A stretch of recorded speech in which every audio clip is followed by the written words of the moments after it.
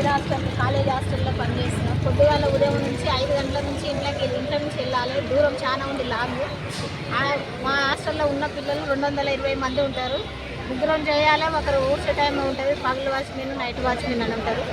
ఆ ముగ్గురికి ఇప్పటికీ 13 నెలలే జీతాలు రాక. ఊడ్చేటోళ్ళకి వచ్చినాయి, ఒక సగం నెలలు వచ్చినాయి, కానీ మాకు వంట చేసే వాళ్ళకి మాత్రం 13 నెలలు రావాలి. ఉదయం నుంచి రాత్రి ఇంటికి పోయే వరకు 7:30 8 అవుతుంది సార్. 8:30 అవుతుంటుంది. ఇప్పటికి కూడా 13 నెలల నుంచి జీతాలు లేవు మాకు.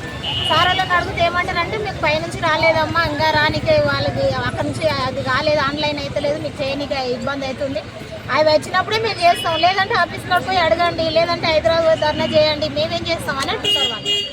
అట్లా మాకు ఇబ్బంది చాలా అవుతుంది సార్. మా పిల్లలకు మాకు ఇంట్లో వెళ్ళుకోనికే 13 నెలలు. ఇంట్లో కూడా మొగుళ్ళు ఇంట్లో భర్తలు రానిస్తలేరు. నువ్వేం పని చేస్తున్నావు బయటికి వెళ్ళిపోయి, ఆ ఇంట్లోకి ఏం రాని ఇంటికి పోయి అంత పని చేయడం ఎందుకు, పోయి పని చేసుకొని ఉండడం అని అట్లా ఇబ్బంది పడుతున్నాం మేము ఇట్లా.